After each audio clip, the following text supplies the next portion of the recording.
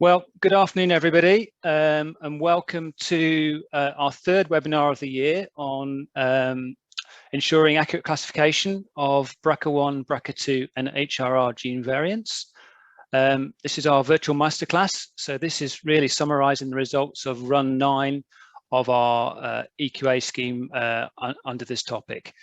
So next slide, please. So just a couple of housekeeping issues before we get started. Please, can you make sure that your microphone is muted or, to avoid any background noise? We automatically do that, but just in case you haven't, you've overridden that facility, please make sure it's muted. We are recording the webinar, so it's our intention to make this available to you as soon as possible after the meeting. So if you can't pick up on all of the points that we cover in our presentations, and we acknowledge that there's a lot of complexity there about variant classification, then we will be making this webinar available to you via the EMQN and GenQA websites shortly afterwards. Now, most importantly, these webinars only work with your interaction and your feedback to us. And we're here, it's primarily an educational activity, so we're here to try and support you and understand your questions. So we have a question and answer function or feature at the end of the webinar where you can submit your questions to us. It's your opportunity to feedback to us. If we're not able to do that, obviously we'll get back to you at a later date. And likewise, we'll put all the questions into the scheme report at the end of it as well, so we can feed back to you. And of course, you can always listen to the webinar. But the key and most important point, if you are using the Q&A function, is that you please preface your question with the variant you're interested in. So if it's variant 1, please start your question with variant 1 and then your question. This allows myself and my co-chair, Sandi Deans, to make sure we can triage that information quickly and ensures that the speakers know what questions are coming up and which variant they relate to as quickly as possible. So please make sure that you preface it before you do it. We won't be able to include questions if we don't get the variant up front and know which one we're talking about. Okay, next slide, please. So your feedback, again, is always important to us. We've modified these webinars over time based on your feedback. So please do help to provide and ensure that we can provide more high quality training to you. So after this webinar, you will receive an email with a link to a short feedback survey. We would encourage you, please, to make sure you feed in that feedback survey. It should only take 2 minutes of your time. All the feedback is welcome, whether it's good or bad. We accept all of it. Okay, next slide, please. So we have a fantastic webinar today. We have 3 really excellent speakers. We have Kathleen Claes from Ghent. We have Miranda Durkie from Sheffield in the UK, and we have Maartje Vogel from Amsterdam in the Netherlands. They're going to each take on 2 variants and discuss the classification of those 2 variants throughout the webinar. And of course, I'm joined by my esteemed co-chair, Sandi Deans from GenQA. And between us, we're going to be facilitating and supporting this webinar for you. So I'm going to hand over to my co-chair, Sandi Deans, after the next disclosures. Next slide, please. So just a few disclosures. These are disclosures for the purposes of this webinar. So I'm handing over to you, Sandi. Thank you, Simon. Hello, everyone, and welcome to our third webinar in 2022. So it's a great pleasure now to give an overview of the participation in the GTAC Variant Classification Assessment Run 9. So next slide, please. Just to set the scene, this is an online genomics competency tool that has been delivered to look at the individual competency and educational training element of classifying the pathogenicity of variants in BRCA1, BRCA2 and other HRR genes. It's a run through the GenQA GTAC system, which is the Genomics Training Assessment and Competency Tool. And the real benefit about this is it's an online access system. So really we can spread out and incorporate participation globally. So it doesn't matter where you're located, you can access the module and log on and submit your results to the EQA run. We also have other modules running, and these task scenarios are randomly generated, for example, sample reception, results analysis, report authorization, as well as a whole stream of different educational videos. And really, if you want some more information, then please get in touch with us. So next slide, please. So as I say, we're focused on variant interpretation, and it's quite nice, and it's a real power of EQA participation is actually being able to benchmark and trend different delivery of not just laboratory testing, but also we can apply it to the variant classification runs as well. So Run 8 was previously delivered in May of this year, and Run Now, which we're focusing on today, was delivered throughout the month of October. We had 435 registrants, but this unfortunately dropped the number of individuals who participated. So we would encourage anyone who does register to actually participate and go on so you can benefit from this educational module. We had 50 different countries participating, which again just reflects the fact, I think, the ease of use, that it's an online tool and that we do encourage participation regardless of where you're located. You can see here on the global map on the bottom left-hand side of the slide, the green areas coloured indicate participation from those countries.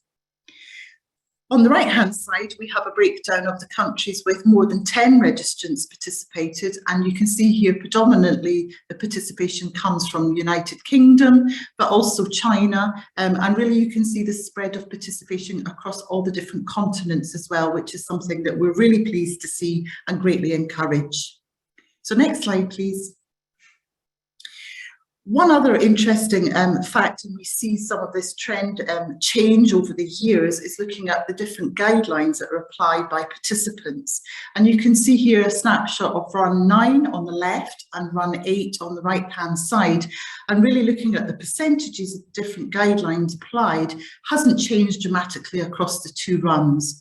But you can still see that there's a huge number and predominantly the majority of participants who only apply the ACMG 2015 guidelines.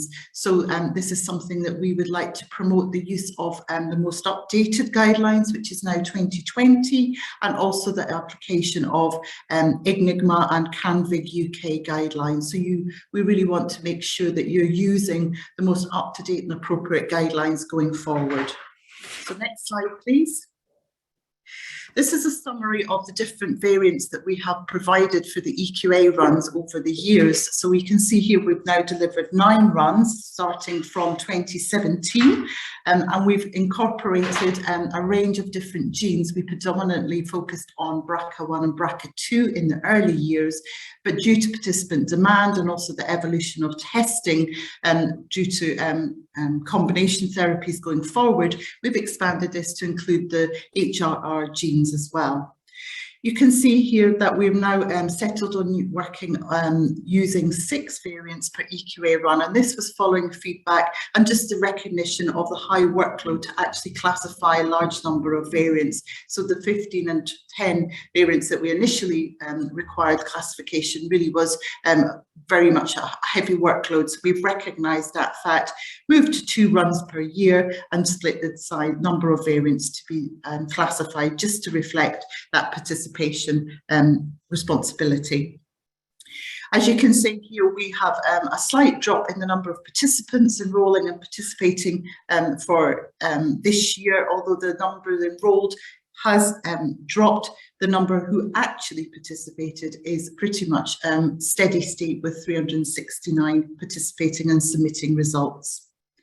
So in total, over the years, we've had 1,334 individuals in total enrolling in the process, and we would really like to expand this participation because really we see the benefit of the educational element. So please encourage your colleagues to participate in this EQA module going forward. So next slide, please. So for Run 9, we delivered 6 variants, and again we had a spread of different genes in which the variants were identified. So we had ATM, BRCA1, BRCA2, CHEK2 and PALB2. So really it's reflecting the genes that are currently routinely analysed and screened for pathogenic variants. We wanted to make sure we had different types of variants. So here you can see a spread of splicing variants, variants or missense variants included there, and also a range of classification, because it's not only just the challenging variants that particularly variants of uncertain significance to be included, but it's also the very obvious class 5s or the obvious benign class 1s that we want to give everyone assurance that they're actually classifying these variants accurately. Next slide, please. This is the data looking at performance data and how many of the variants had been classified correctly. And you can see here for this run, we only had a very small number of participants who classified all 6 variants in line with our expert panel's classifications. Majority classified 3 variants correctly, with then closely the rest being either a 2 or 4 being correctly classified. And you can see on the right hand side how this compares to the percentage of correct classifications against previous runs. So we're hovering around 1% for this run, and that's probably more in line with runs 5, 6 and 7. However, we did see a spike increase in correct classifications in the previous run at the beginning of 2022. So next slide, please. Right, it's a great pleasure now to pass it over to Kathleen, who is going to give you the expert review and information around variant 1. Kathleen, over to you then, please, now. Yes, thank you, Sandy and Simon, for the nice introduction. So I will discuss now the first variant, which is a variant in the that's a bit too quick. It's a variant in the ATM gene, and it's a variant in the splice variant at the highly conserved +2 position. So therefore, the prior risk of pathogenicity is high. What evidence did we obtain from first sight? Well, not too much, because the variant is not present in ClinVar, not in LOVD, and also not in GNOMAD. We checked the in silico predictions tools for splice variations, and interestingly, we found you can find then that there is a strengthening of the donor splice site. As you can see here, there is a GC at the wild type is a GC site, which is less predictive to be a donor site than a GT, which is more T at position +2 is much more conserved. So it's clear that the prediction tools increased their scores. So what evidence did we apply for this variant? We found evidence favoring a pathogenic variant using PM2. This is the code about the presence in controls, and the variant is not reported in GNOMAD. Then we already see that there is a difference in strength that can be applied according to the CAMVI guidelines, where it can be PM2 can be applied at the moderate level, while the VSAP guidelines for ATM only allow us to use PM2 at a supporting level. There is also evidence favoring this variant to be benign. We applied the BP4 at the supporting level. And the BP4 means that there are multiple lines of computational evidence that suggest no impact on the gene or the gene product. And the evidence for this comes from the in silico prediction tools, as I showed in previous slide, where there is predicted a major improvement of the recognition of the donor site. So we have a pathogenic at the moderate or the supporting level, and benign at the supporting level, 2 contradictive criteria. So we predict that this is a class 3 variant, a variant of unknown significance. And it was the variant where many of the participants classified the variant as class 4. So the 161 participants classified it as a class 3, a few as a class 2, but there are also many variants who came up with being it a class 4 or even a class 5 variant. And when looking into the criteria that were applied by the persons who came up with a class 4 or class 5 variant, it was clear that many of them used the PVS1 because, and it's logical because it's a variant at +2 where you expect that you can apply PVS1. However, this is not allowed just because the splice predictions predict a higher score for the mutant mutant donor site. And interestingly, in the VSEP guidelines, this specific variant is shown as an example that you cannot use PVS1 in case there is a substitution from a rare weak GC donor splice site to a classic GT donor splice site. So this variant was given there also as an example, and warning that you in that case cannot apply PVS1. Some combined PVS1 at a very strong or the strong level with PP3. PP3 should not be applied, and here there is a slight difference between the VSEP and the CANVI guidelines. In the VSEP guidelines, it's formulated that for variants that are predicted to have an effect at the RNA level, multiple in silico predictors agree to a similar impact on splicing, and in this case, yeah, a similar impact on splicing is predicted, but they all predict an enhanced score. So, so yeah, you should not use it direction pathogenic effect.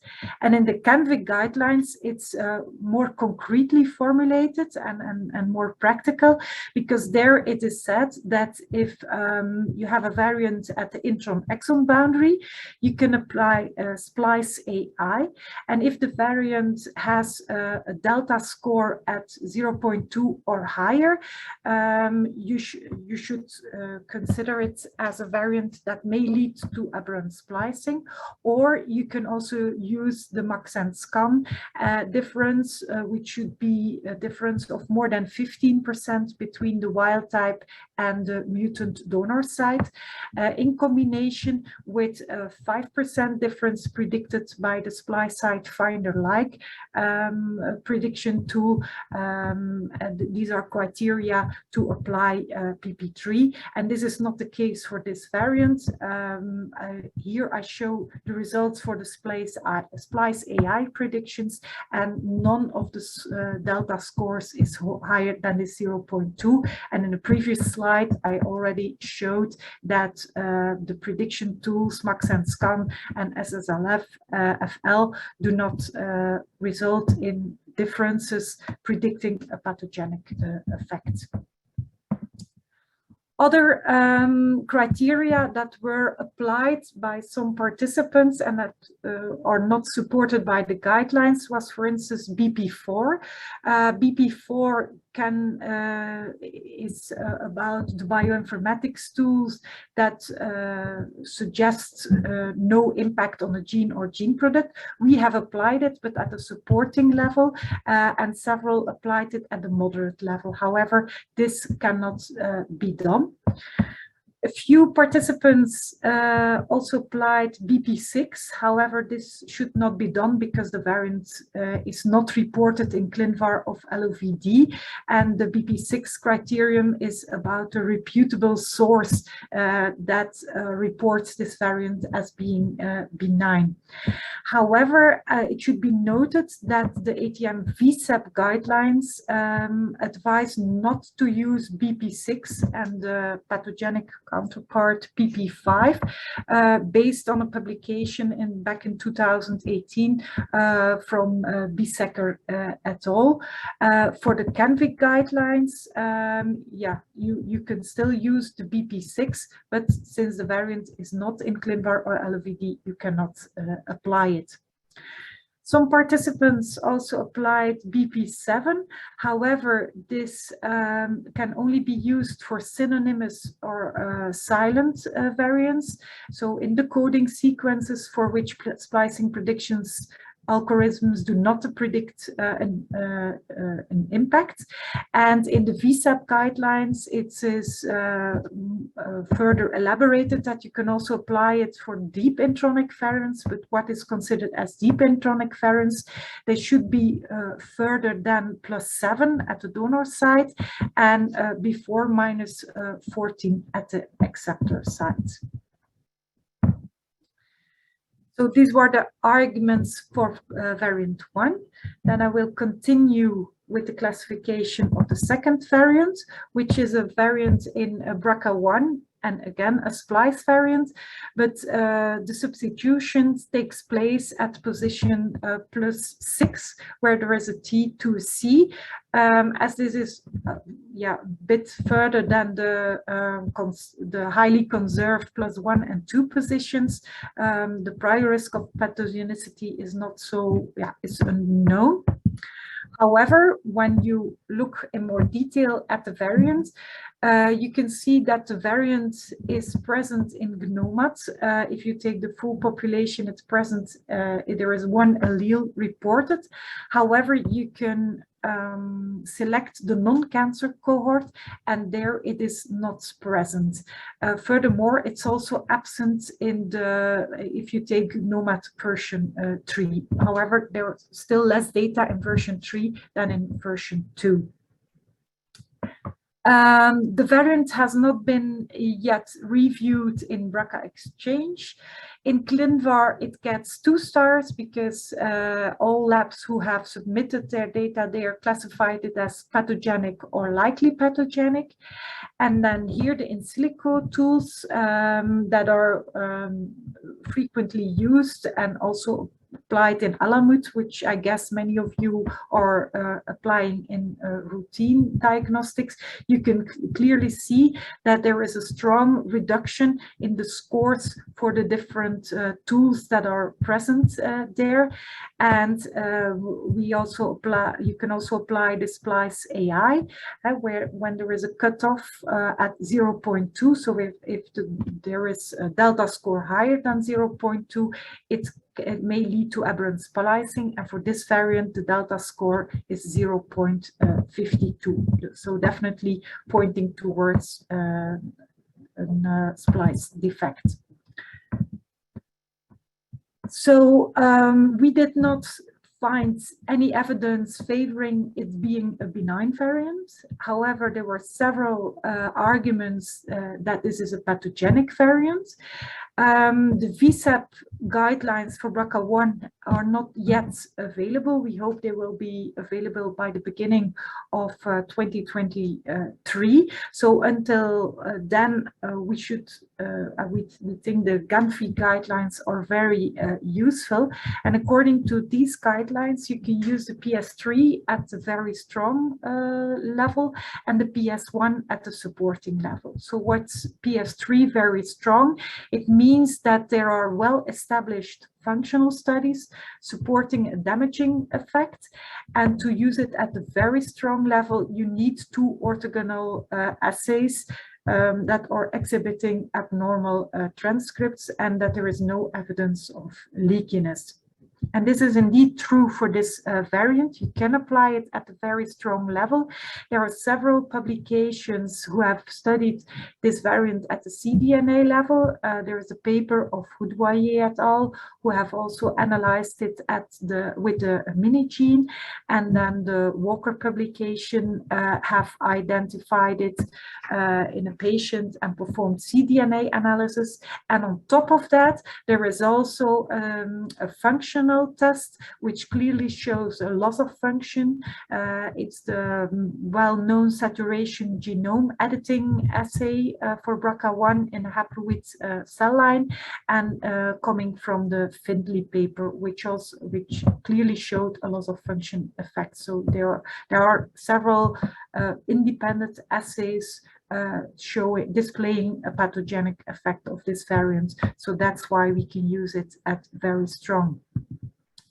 We also applied PS1 at a supportive level, because there is you can apply that if there is a reference variant at the same base residue that is classified as pathogenic or likely pathogenic, and this is the case. There is a T2G pathogenic T2G variant at the same position, which is considered as pathogenic.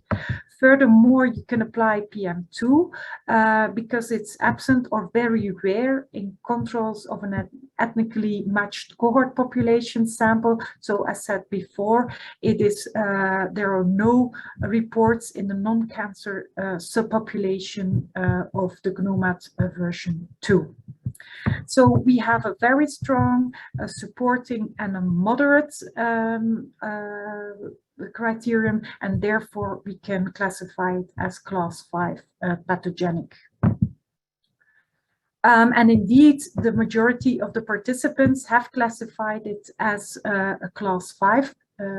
And there were also several who came with a class 4, and this was because they had not applied the PS1, so they lacked a supporting element.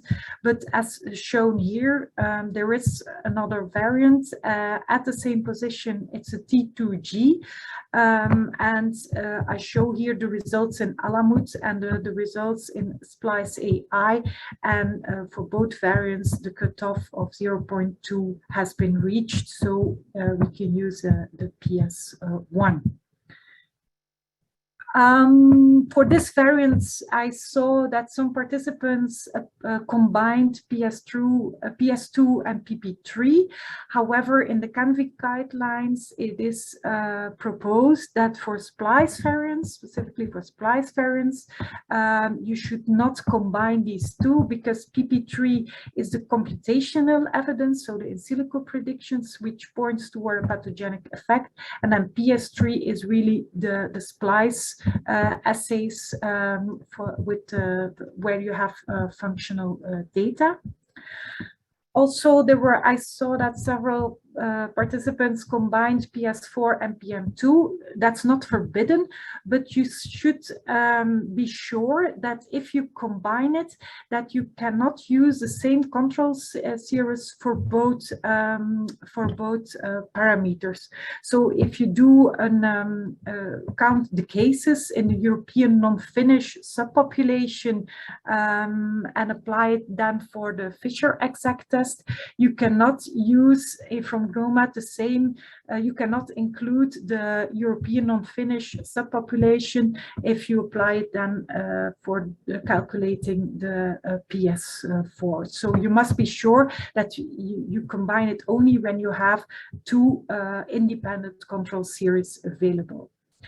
And then I also saw that several used the PP5, so it's about the reputable source, and it was even applied at different levels. So according to CANVIC, it can only be applied at the supporting level at PP5, the P is for supporting.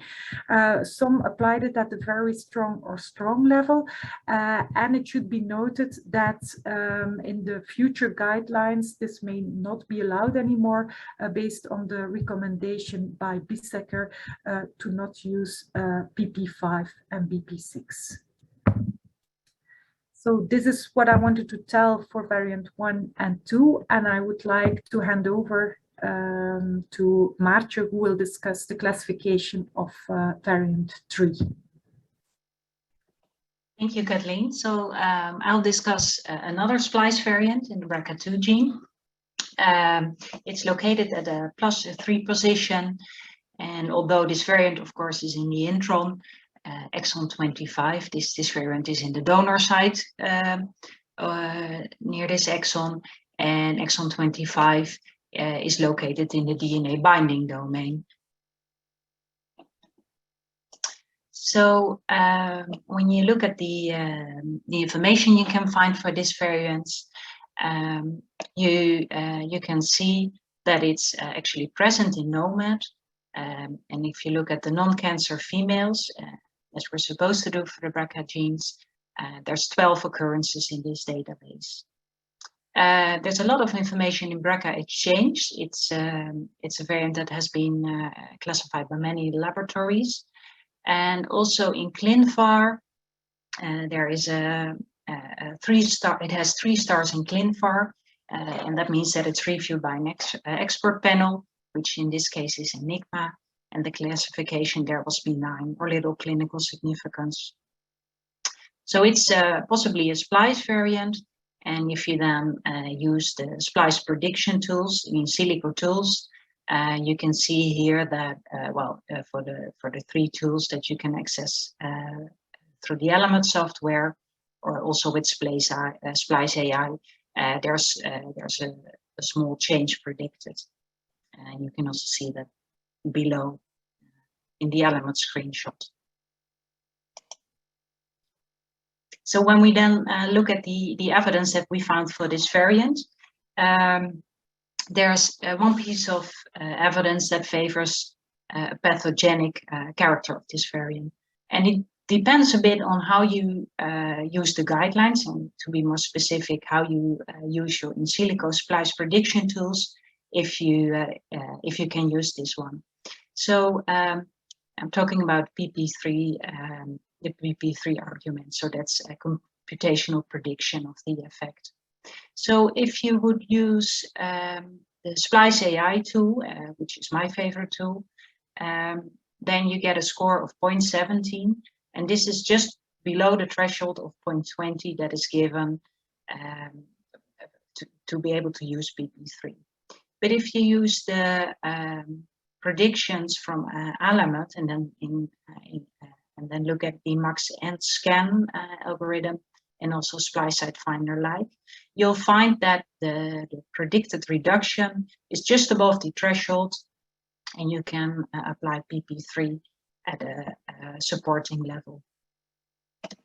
Then when we look at the evidence pointing in a benign, pointing towards a benign variant, there's some pieces of evidence there. So BS3, so that's the functional studies. Functional studies showing no damaging effect on protein function or splicing. And so this variant has been tested and described by in different papers.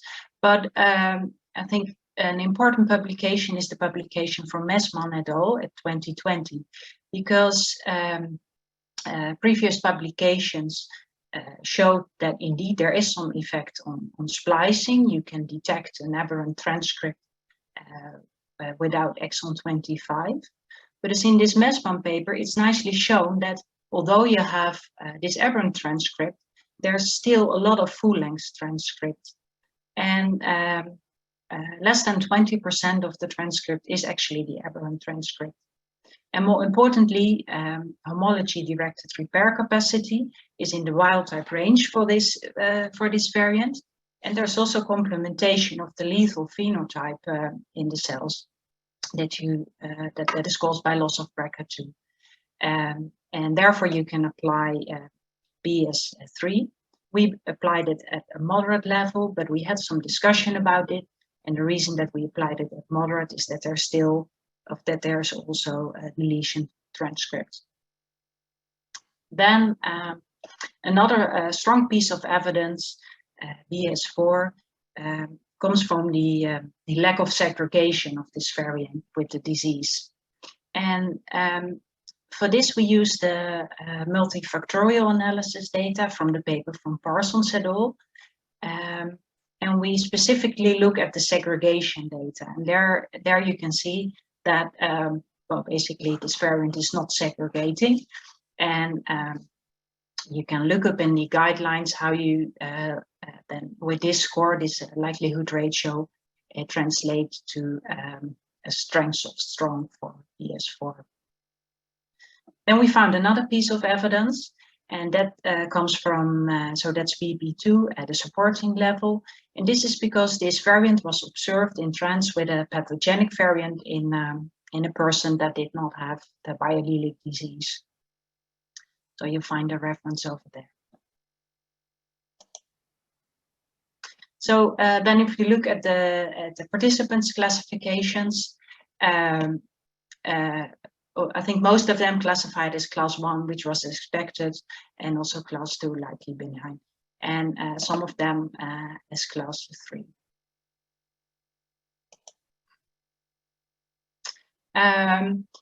We noted some things looking at the arguments that or at the codes that that were used, and one of the first things that we noted is that there were participants that used a PM2, BA1, or BS1, which are the codes that are attached to the frequency in the population databases, so the population data, and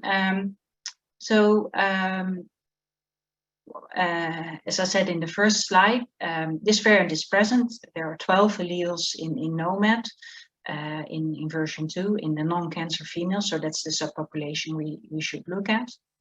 And what is also interesting is that in one of the subpopulations, there are 5 alleles, and this is 5 alleles in a bit more than 20,000 alleles. So many participants actually applied PM2 at level moderate or supporting, probably depending on the guidelines that they used. But we think you should not use this. And that is because 12 alleles is just, well, way too much for the BRCA genes. But also if you would follow the GenQA guideline, it specifically says that PM2 should not be applied at either level. If you find a variant in more than one individual in any subpopulation that is less than 50,000. And that is actually also true in this case. So do not use PM2. Then you could also argue the other way around. Maybe 12 alleles is already enough to conclude that this cannot be a pathogenic variant, and therefore you might want to apply BA1 or BS1. Many participants did this, and this is also not right to do. So the way to calculate this is that you use this this really nice tool, the Within calculator. You can find links to the website where you can do this. For example, in the GenQA BRCA specific guidelines, but also I'm sure there also will be a link in the report. And then if you want to see if you can apply BS1, you'd have to fill in the calculator, put in the maximum population allele frequency, and you can find the number here that you should enter, your population size, and then it tells you the maximum or the maximum tolerated allele count. And in this case, that's 18. But the actual number of alleles is 12, and this is smaller than 18, so therefore BS1 is not applicable.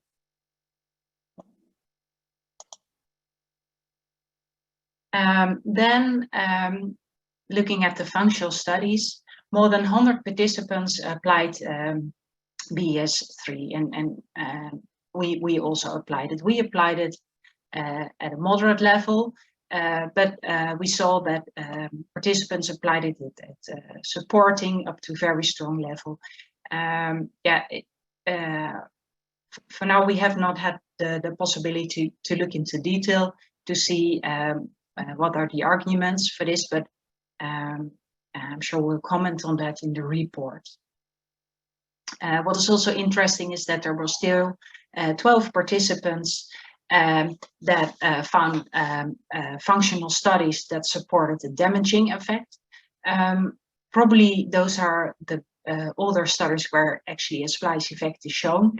There is an effect on splicing, but the trick with this variant is, of course, that there's still more than enough wild type transcript to not have a, let's say, a non-cogenic effect. And then about BP6, this was used at different strengths.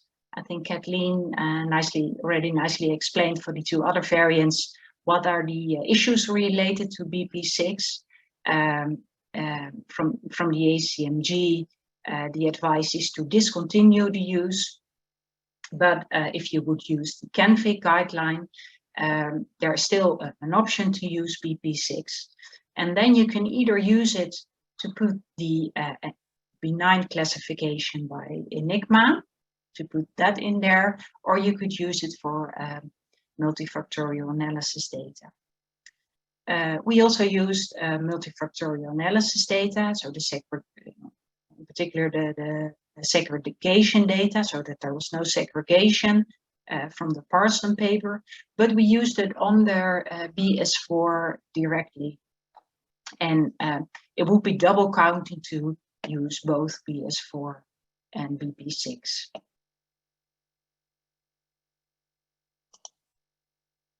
So thank you, Maartje. So I'm now going to go through variant 4 and then hand back to Maartje for 5 and then back to me for 6. So bear with this. So we are moving away from splicing onto a BRCA2 missense variant. So this is a C.2606 C to T, which is predicted to lead to an amino acid change of P.serine 869 to leucine. And as it's a missense variant, the prior risk of pathogenicity is unknown. It's very much dependent on whether it's in a functional domain or not. And this variant is not in a functional domain. So a summary of all the databases and resources, etc., that we looked at. So we did see this variant once in the BRCA database, formerly UMD. It is absent from the NOMAD non-cancer female controls on version 2.1.1. It is on BRCA Exchange, but it hasn't been reviewed, so it means we don't have a classification from the Enigma multifac. It is on ClinVar, but it only has a 1-star submission. That's because there are 6 submissions on ClinVar, but they are conflicting. So you've got 5 labs that have classified as uncertain significance and 1 lab that's classified as likely benign. It is also on LOVD with 7 submissions, 5 of which are from the CAMVIG group. So these are kind of UK diagnostic cases that have been collected and then submitted kind of in aggregate. There's 1 from the Bridges study and 1 was an Australian entry.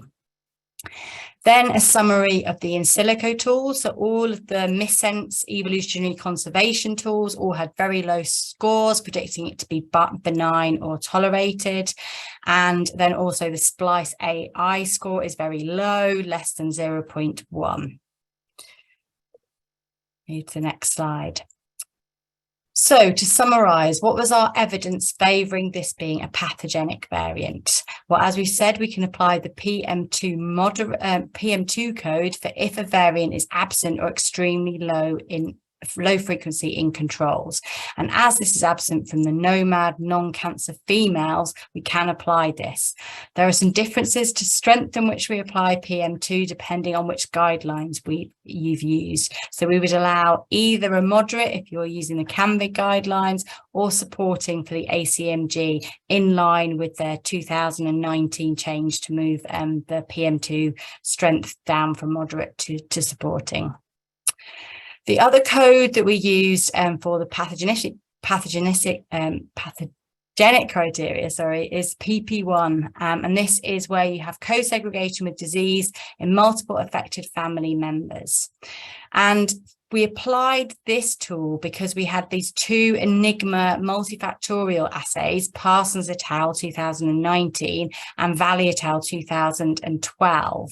And their likelihood ratio for co-segregation with disease in multiple affected family members works out as around 3, which is equivalent to a moderate. So we've applied PP1 moderate. Then on the other side, for the codes for benignity, then we have applied BP1, and this code is used generally for where you see a missense variant in a gene where primarily truncating variants are known to cause disease. But for in the CAMVIG guidelines, we allow the use of this code for variants outside the functional domains, or the cold spots as we call them. So we apply that at maximum strength of supporting.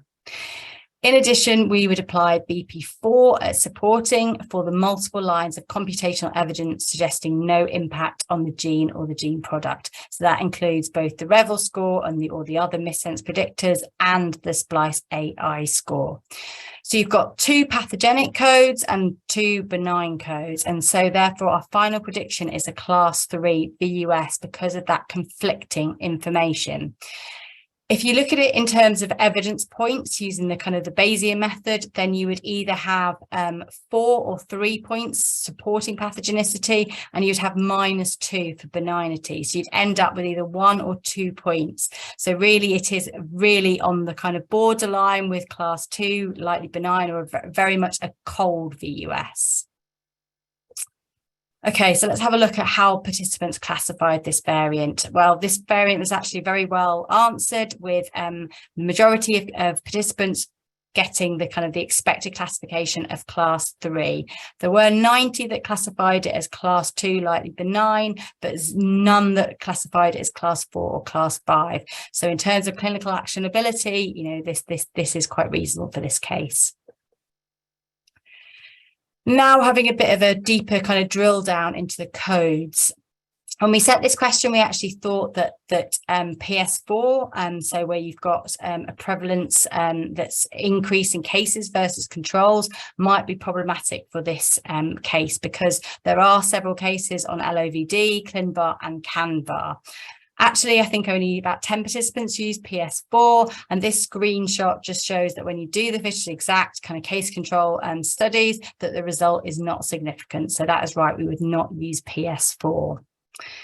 Again, something, as I mentioned before, that's a bit specific to the CANVA guidelines is you can use this BP1 as a cold spot in the gene, and actually a large number of participants use that, and I think it's quite a helpful code for those missense variants outside functional domains. So the key thing for this variant is that the data was conflicting. It was a VUS. Now, looking at those participants that did class it as class 2 likely benign, the vast majority did not use any of that Enigma multifactorial data. In fact, there was quite a surprising number of participants who didn't look at that data at all. And I think we've seen that in Maartje's previous variant as well. So I think in the scheme report, we'll provide some further information about how you can find that multifactorial evidence and how you can incorporate it into your ACNG scoring. Okay, back to Maartje now. Thank you. So variant 5 was a variant in the CHEK2 gene. It's a deletion of exon 9 and exon 10, an out-of-frame deletion, and exon 9 and 10 overlap with the catalytic domain.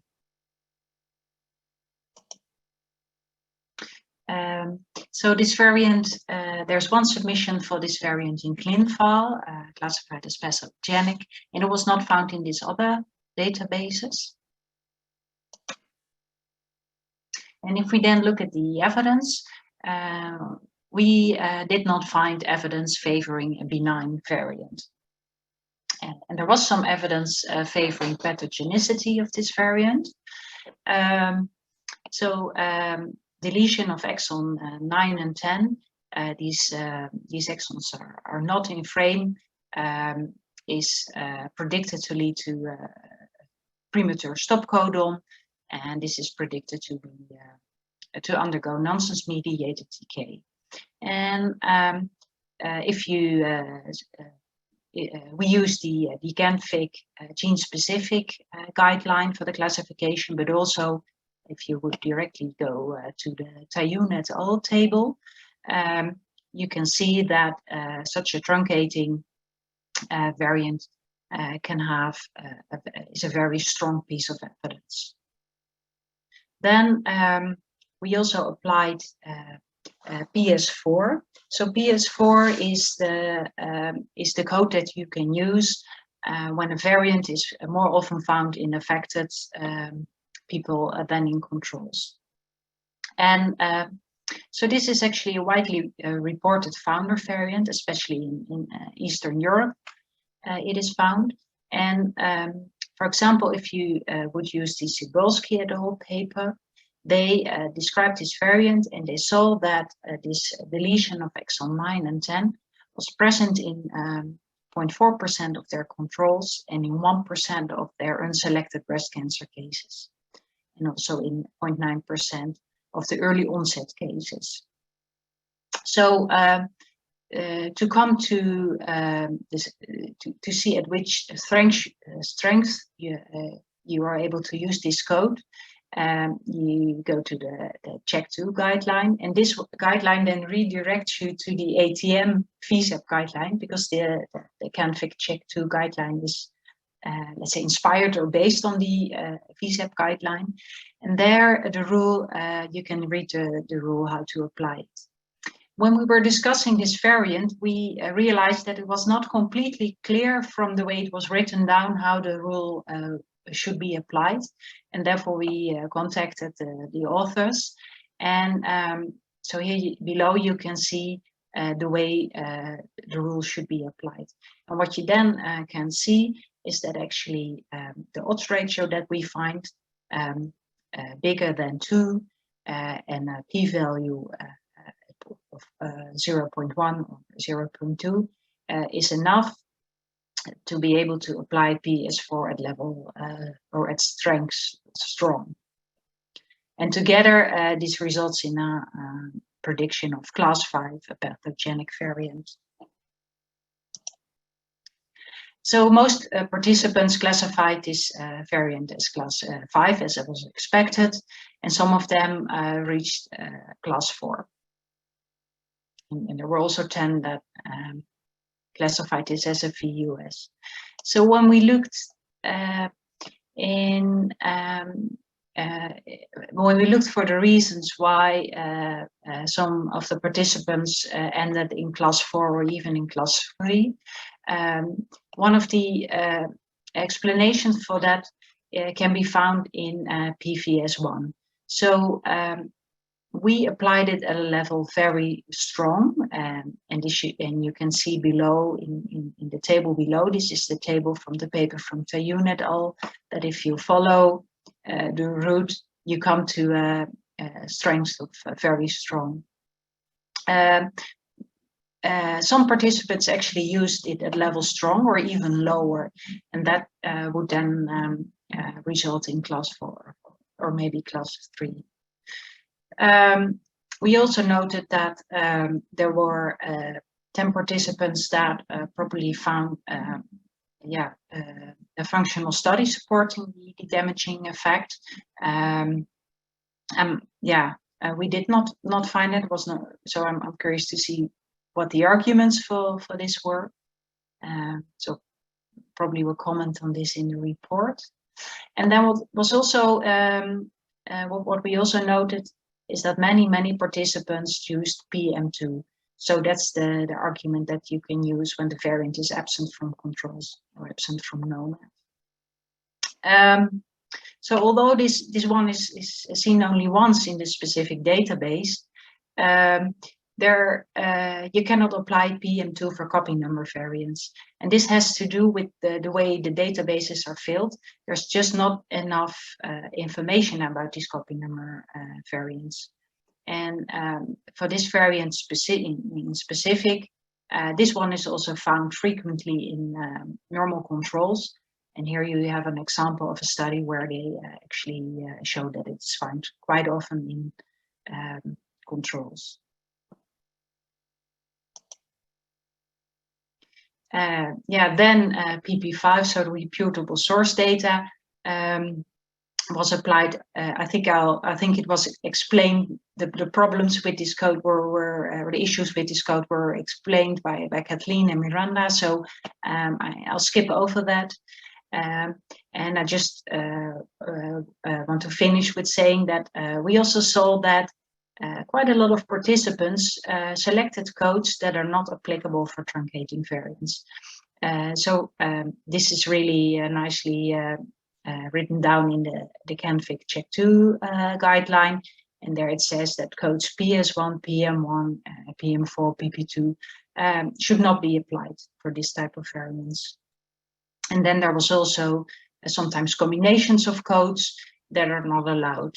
And for example, the PP3 code should not be used in combination with the PVS1 code in this case. So then back to Miranda. Back to me, and this is the last variant for the run 9, which is good because we've just got 6 minutes left. So this time's a different type of variant. It's the PALB2 variant, C.3549 C to G, which leads to a predicted termination codon at tyrosine 1183. And as it's a truncating variant, you would generally say the risk of pathogenicity is high, but this variant is right at the 3' end of the gene. So hopefully you all know from previous runs, you need to be careful about such truncating variants. However, this is in the PALB2 kind of most important functional domain, the WD40 repeat containing domain. So the databases and resources we looked at, it's on ClinVar with 2 stars because there are 22 submissions, all pathogenic and lightly pathogenic. It's on LOVD 15 times, again, generally pathogenic and lightly pathogenic. It is in the NOMAD version 2.1.1 non-cancer female controls in 2 patients in heterozygous state. And obviously the in silico tools are not relevant for this particular truncating variant. So the evidence that we found favor it being a benign variant was none. And the evidence favoring it being a pathogenic variant, we applied PVS1 at strong. So PVS1 is used where you have a null variant in a gene where loss of function is established as the disease mechanism. And you should use the Tayun et al. PVS1 decision tree. So in this case, for this particular variant, it's in the last exon of PALB2, just 3 codons away from the end of the protein. So it is not predicted and very unlikely to undergo nonsense-mediated decay. However, it is in this key WD40 functional domain, which is very important for kind of protein binding. And there is some other structural modeling data showing that this kind of region is likely to be important. Therefore, there's sufficient evidence to upgrade from the decision tree from their default of moderate to strong for this variant, even though a translated protein will be produced. The next code we applied was PS3 for well-established functional studies. And in this case, it was based on this Boonen et al. 2019 paper. And it showed that this variant affected homologous recombination deficiency. And they also demonstrated low levels of PALB2 expression. I'll come on to this in my next slides. And in addition, we also detected another paper by Reed et al. 2007, where this variant was reported in trans with a second null variant in 2 unrelated individuals with confirmed Fanconi's anemia, because it is associated with that biallelic disease. So if you have biallelic disease, we recommend that you go to the ClinGen PM3 specification. I put a link on here, but also put it in the final scheme report. And the number of points that you give determines whether you know whether the variant is confirmed in trans or whether phase is unknown. So in this case, 1 was confirmed in trans, the other phase unknown. So we would get 1.5 points, which is equivalent to a PM3 of moderate. And so adding together these points, this gives us 8 points, which is in the class 4 likely pathogenic range. However, you can see from this slide that actually over 80% of participants scored this variant as class 5 pathogenic, and the rest class 4 likely pathogenic, and thankfully none kind of the other classifications. So drilling down a bit more into this evidence, I've got 2 minutes left. So I think I've kind of already explained about the fact that it's not going to undergo nonsense-mediated decay. And so based on the decision tree, we would use PVS1 strong. Again, quite a lot of people, at 94 participants, use PS4, but actually we would not apply that, as the PM2 rule cannot be applied, and there's insufficient data on Canva UK to do a case control calculation. And as far as we could find, there was no published case control study in the literature. I think over 45 people use PS4 as strong, but you would need a solid case control study in order to apply that. So I agree with a lot of you participants that intuitively it feels like a class 5, but using the current ACMG criteria, it's quite difficult to reach this level. Out of interest, if that second Fanconi's patient was confirmed in trans, that would give us enough to kind of give a PM3 score to the in-trans criteria of strong, and that would allow us to reach class 5. But actually, for those that did classify it as class 5, the vast majority were using PVS1 very strong. For this would be for variants undergoing nonsense mediated decay. So again, when you see a +2 or a termination, don't just apply PVS1 very strong without checking where it is in the gene and what effect that's going to have on the protein.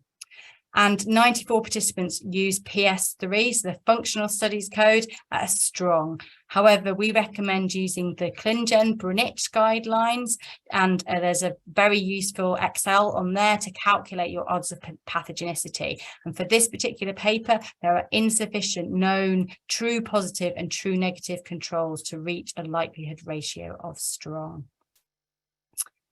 Okay, that's it for me. I'm going to hand back to Sandi now.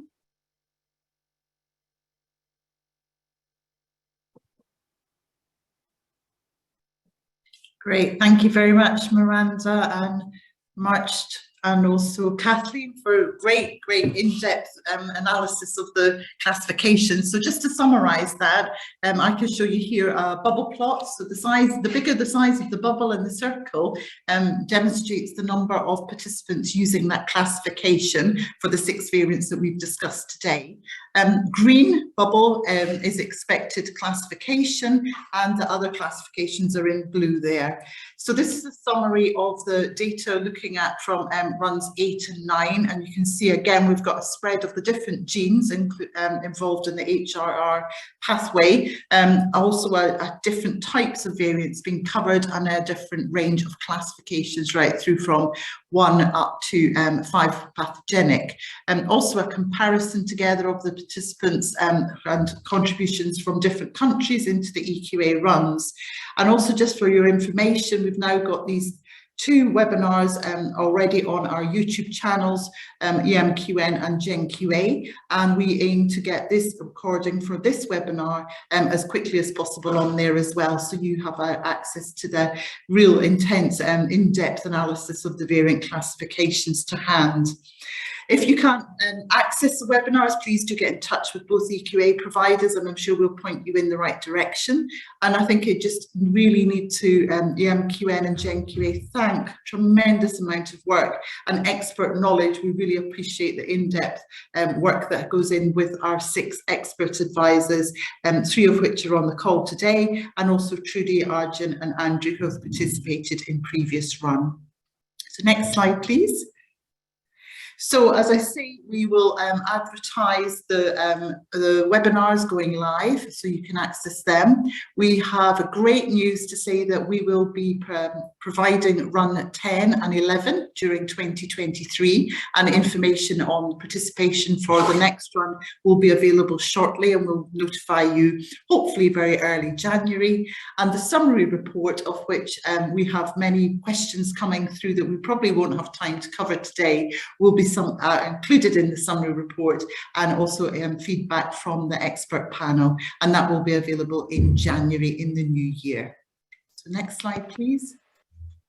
So Simon, do we want to just take a couple of questions? I see we've got a huge number coming in on the Q&A section here of the webinar, and I say we'll answer them one-to-one back in the EQA summary report, but back to you then for the next part of the webinar.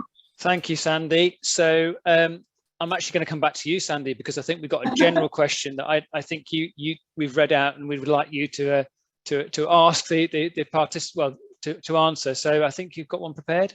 I have, and this is something that struck me when I was looking at the data and then we were preparing the slides, was I would like to know, as the EQA provider, why is there such a low percentage of participants in this run classifying as all the variants correctly compared to the previous run? It's quite a staggering difference. What's your thoughts on that? I can jump in if you want. So it may look bad, particularly from the previous run, similar to the other runs, but actually looking back on the other runs, I think it's better.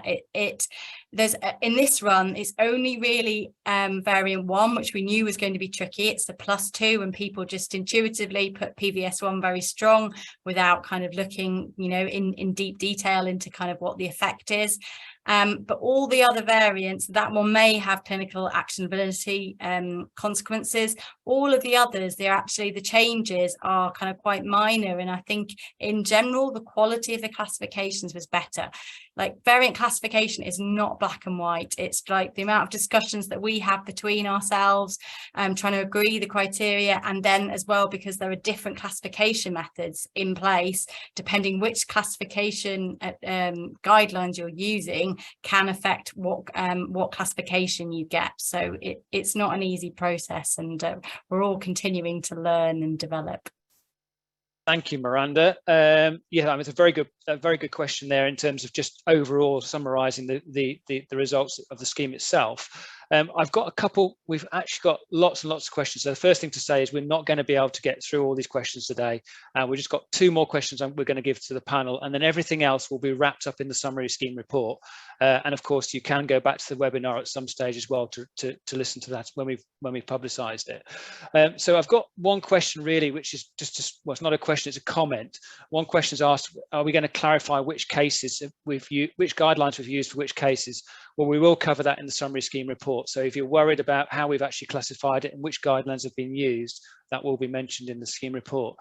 I've got a question, a last question really for Miranda, I think, and is, can you explain how to calculate the strength of PS3 for different functional studies? Yes, I feel like I get a lot of emails saying, what strength of PS3 should I use for this study? And I'm afraid I haven't worked through all of them. There are some on the CAMVIG website that have kind of gone through, but I think workload has just meant we haven't kind of necessarily kept up to date with those. But yeah, I think, as I said during the variant 6, if you use the ClinGen guidelines by Brunich et al. 2019, and the PubMed ideas on the slides, we'll put it into the scheme report. Then that has got a very useful flowchart to take you through kind of making sure that is a decent assay and kind of ticks all those boxes. And then once it's fulfilled all of those previous criteria, there's actually an XLS kind of is freely available, that you can put in your number of true positive and true negative, so your known pathogenic, known benign controls, and it will calculate to your likelihood ratio and therefore the strength of PS3 and BS3 that you can use. Fantastic, thanks, Miranda. So as I said before, we have made a note of all the questions that you've asked so far. We will make sure that we cover those and respond to those directly in the scheme report. So I'm going to call it a day now. We are 7 minutes over time. It's unusual for us to be over time, but we are today. So thank you very much indeed for all of you dialing in. These webinars don't work without your contribution. Please do make sure you submit your feedback surveys to us. And we will look forward to you participating next year in Run 10. As Sandi said, the results of this will be published early in January next year. So that leaves me just to thank not just you guys for dialing in and listening to what we've been saying, but also to the MSD and AAZ teams for organising this webinar. Most importantly, though, I think we need to thank our fantastic speakers, so Miranda, Maartje and Kathleen, for all their hard work, and not only today, but also to our other colleagues, Andrew, Trudy, and I forgot Arjun, for the previous work. And finally, just a quick thank you to my co-chair, Sandi Deans, and we'll look forward to you joining us next year for Run 10. Thank you very much indeed, and have a good afternoon.